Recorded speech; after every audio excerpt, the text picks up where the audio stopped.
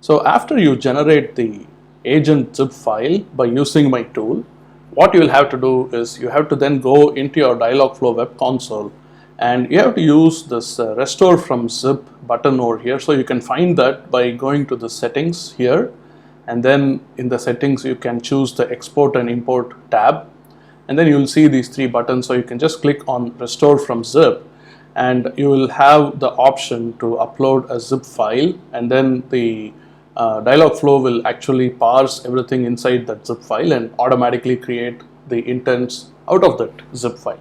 So that's the, as you can see with the tool, we have effectively automated the process of generating the entire chatbot.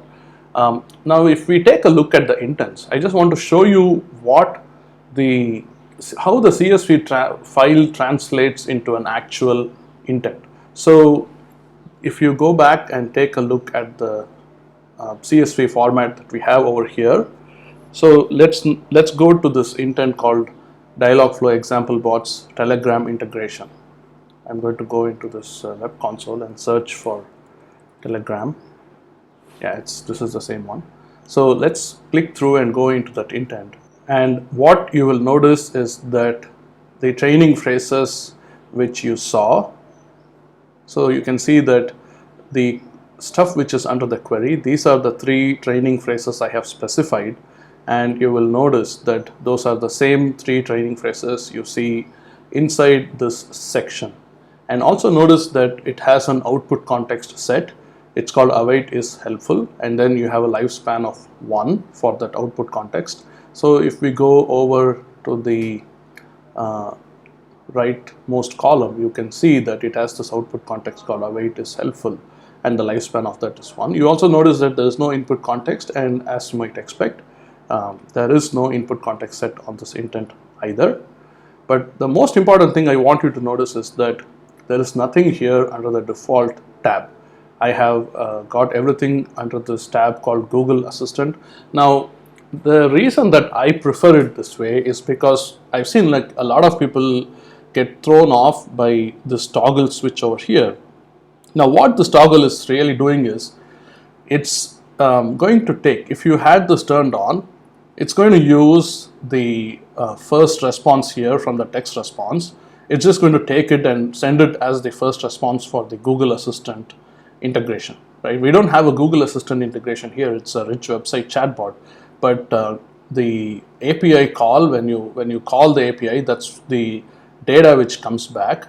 And what happens because of that is sometimes people don't realize that, you know, this is turned on, and sometimes they keep it turned on and it's like adding additional responses. Sometimes they keep it turned off, and you know, it's not like providing them the behavior that they expect and things like that. So in summary, what I've noticed is that it's just a lot more, it's sort of more consistent to just keep this toggle switched off and just put all your stuff under the Google Assistant tab. Now you may choose to do it in a different way, but you know, I have seen that this produces more consistent, well, I mean, it's easier for you to reason about your bot if you stick to this convention. Alright, so look at the simple response section here. It says, okay, here is a lesson I found, and alright, here is something I found, and you can see that those are exactly the same two responses that you have here. What I also want you to notice is that the simple response 1 column is actually having multiple phrases, and that's effectively both those phrases get added into a single block of simple response. You can optionally also add another simple response here if you want, and if you were to choose that, in that block you will have the data from this column will be populating the second block. Now you will want to do that if you want the bot to say two different things and then go on to provide the link. And then what you have here is the link title and the link URL. And if you go back to the Dialogflow agent, you can see that there is this response type called link out suggestion. And here we have basically added this link title, that is the anchor text, and then here is the actual hyperlink. And then you also notice that we have a couple of suggestion chips, which is the helpful and not helpful. and you can go and take a look at your CSV importer and see that you have those two suggestions over here. So that's the, that basically is the entire form, like the 11 column format that we have for this agent. And in case you're wondering, you can just copy paste emojis right into this text field over here in Dialogflow. So that's not a problem.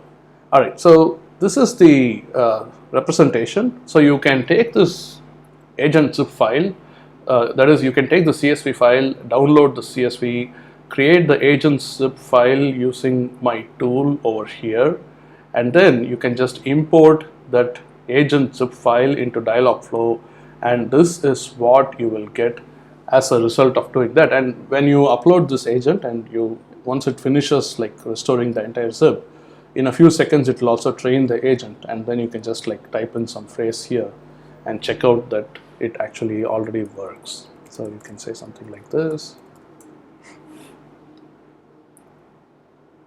Now you might be wondering why it's empty, but that's because we have chosen the default response here. If I were to move it to this actions on Google, you will find that it actually shows you all the stuff that eventually also gets displayed inside your rich website chatbot.